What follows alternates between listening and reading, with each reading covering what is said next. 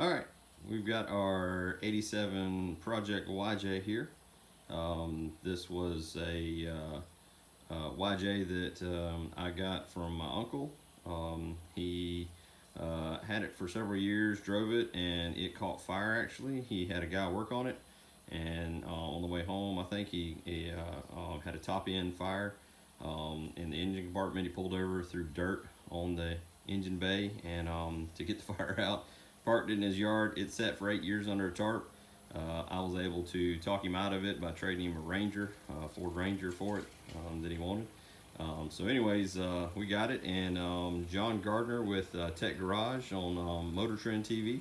It was on a couple episodes of that, and they put a new wiring harness in it, put new carburetor. We'll walk over here and look at the engine bay here. They put a new radiator, new hoses, new distributor cap. They did the upgrade on it, where you use the Ford Bronco.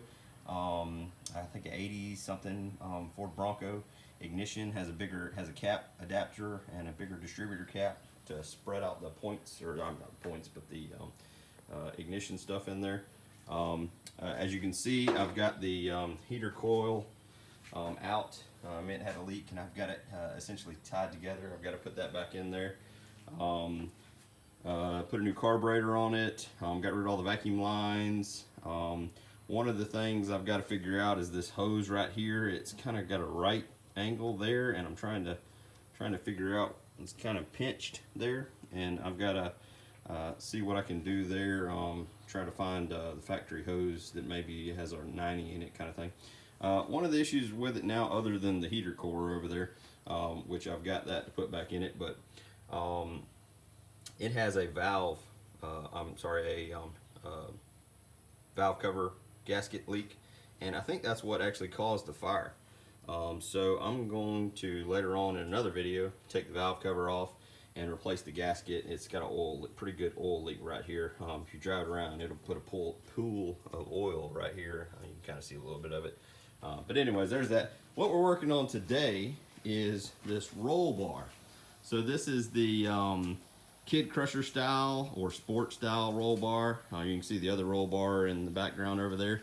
Trying to get these bolts out. So as you can see here, I've already got the bolts out from here. Had to use a little heat. That ended up being the trick. Got the one of them back here. This one right here, these Torx, they're aggravating. It's a 45, and I'll show you that. But this one is messed up. I'm gonna have to drill it out. I'm going back with some grade 8 regular bolts. Won't be doing that. There are also two bolts up there at the top. You can see I got these bolts out. Here's the tools I'm using. Here is the family style roll bar that you got there. Provides seat belt, upper seat belt stuff, and provides a lot more protection for the kids in the back. You can see here I'm fixing to start on this side here. Start on these bolts. And here's basically what I found works. Heat, definitely need some heat. Put it on there for about 30 seconds. And then a big hammer. And this is a hand impact driver. I had not seen one of these before. And my dad actually showed it to me, and online people were talking about them as well. To change the rotation of it, you put the the socket on, and then you push down into the like on the socket on the bolt, and then you turn it to the left, and that does a left turn when you hit it. And if you wanted to tighten it, you can turn it to the right, but you push down and turn, and either way, and it tells you on the thing, loosen, tighten kind of thing. So this is a 45 Torx bit. Is what a number 45, so you can see right there, a T45. That's what I'm using to get them out. So basically I put the heat on them and put the heat on it for about 30 seconds, and then I hit it a couple times with the hand impact driver, and then I'm able to loosen them out. So we will get to work on these last 4 bolts, and I'll see if I can fix that bolt over there, and we'll see what we can do. One of the other things I didn't mention is what you should do first is make sure that these things are cleaned out, especially these ones in the floor. And like I'm gonna take a just a socket and a hammer and stick it in there and beat it out and get it to where it seats really good before I heat it up and use the hand impact driver. So like I said, you want to clean this stuff out. So that's what I'm gonna do now. All right, so we're fixing to apply some heat to this bolt. So we're gonna hit this top left bolt here. One of the things that I found online was people are saying that they used glue or a like Loctite or something on the screws, and so the heat really works. And I will tell you, over there, I couldn't budge those at all until I put heat on them. Once I put heat on them and use the hand impact to kind of break them free, man, they work out just fine. So here we go. We're gonna put some heat on it.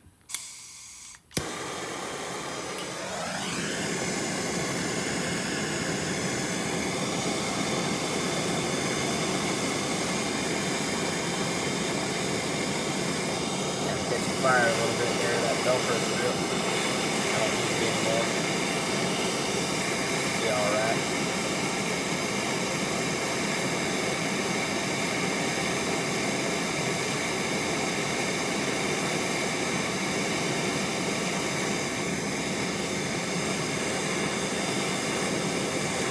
Alright, that should be good. Let's put the impact driver on.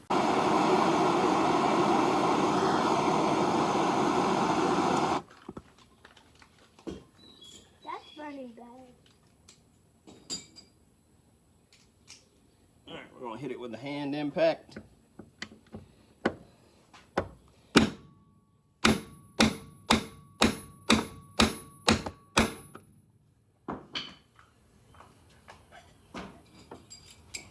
My video kind of fell right there. Let's put it back up. Alright, here we go. And I should be able to turn it. Yeah. Gentle with it. Almost to jump. You don't want to strip this out now. Come on.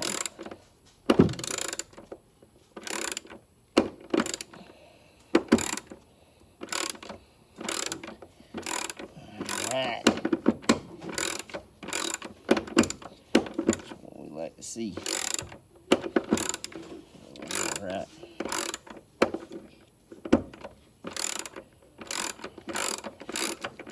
There we go. I think we can get it without this.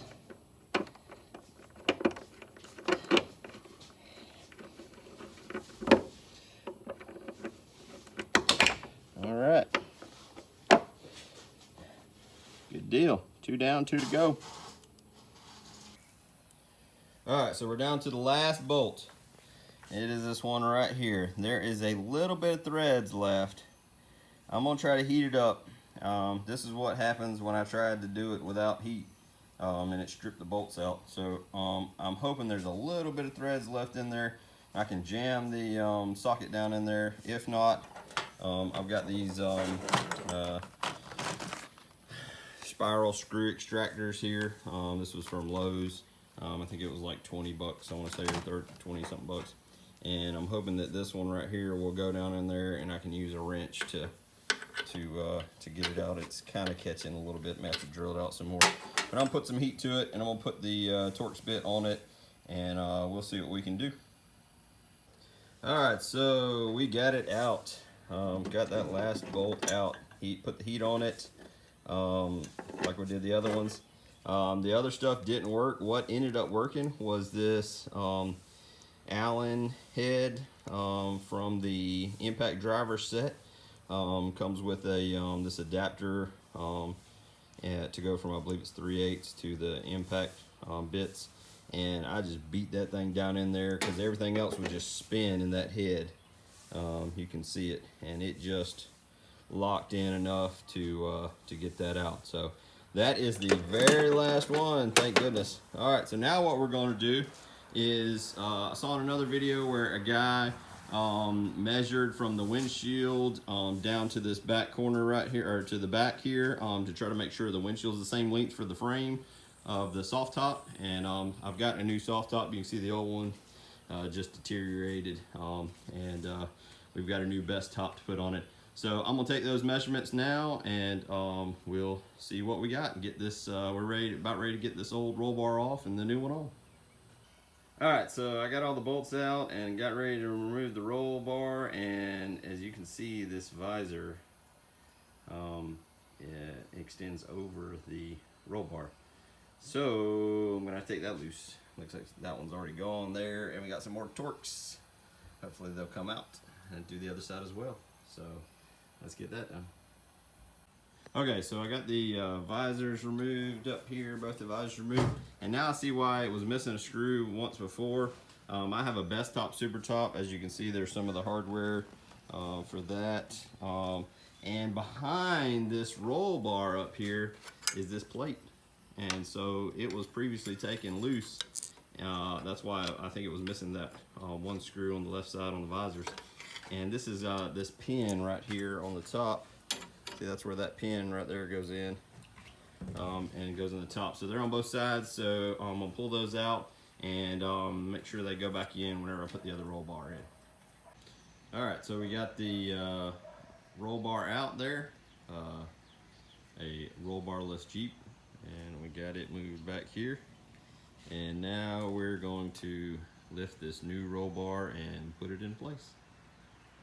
All right, got the new one in there. It's not an exact red color match. Didn't realize that, but that's all right. We're gonna get some pad covers, some tan ones, to match this one. Right now we got the black. I've got the covers there.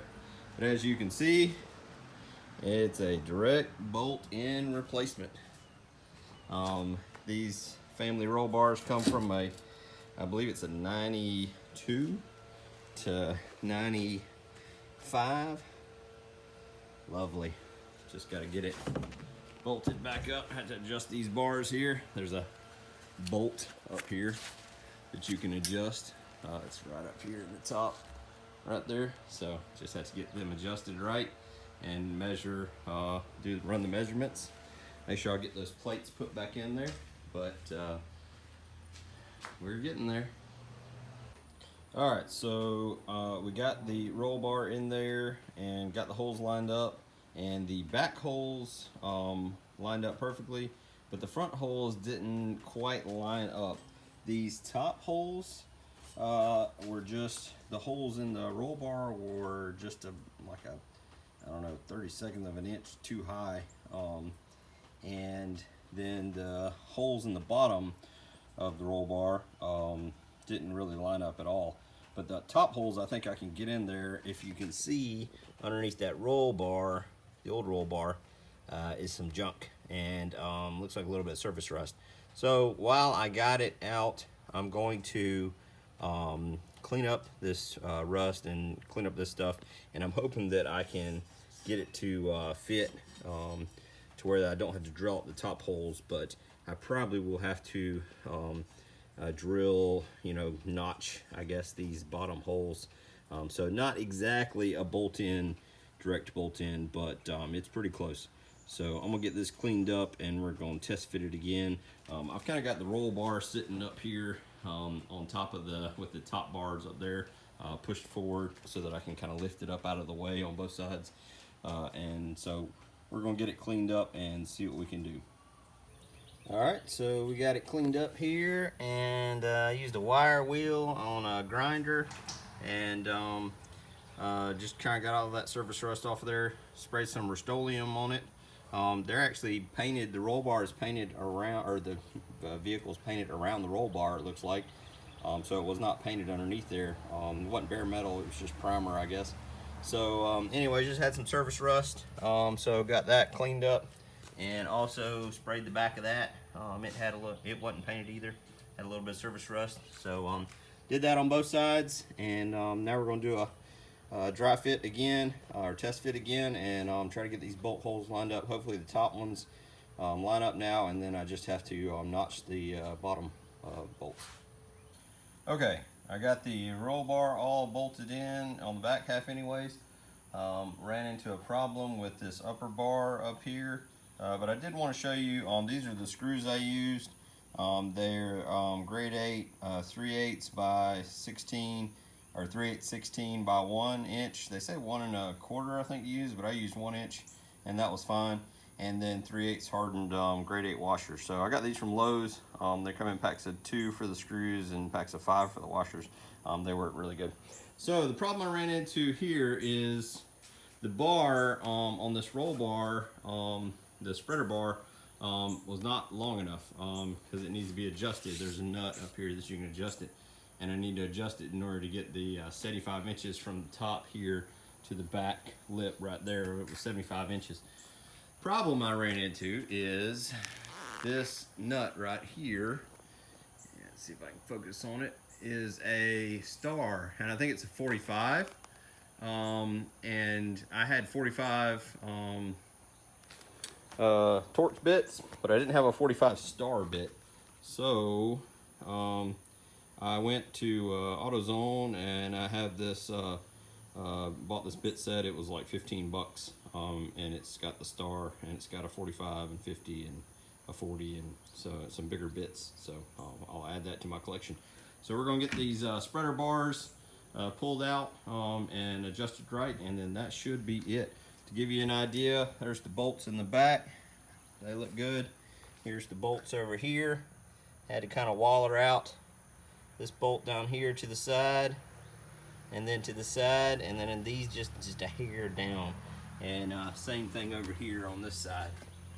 Just kind of had to waller out just a little bit with a used drill bit, like a 3/8 drill bit, I believe.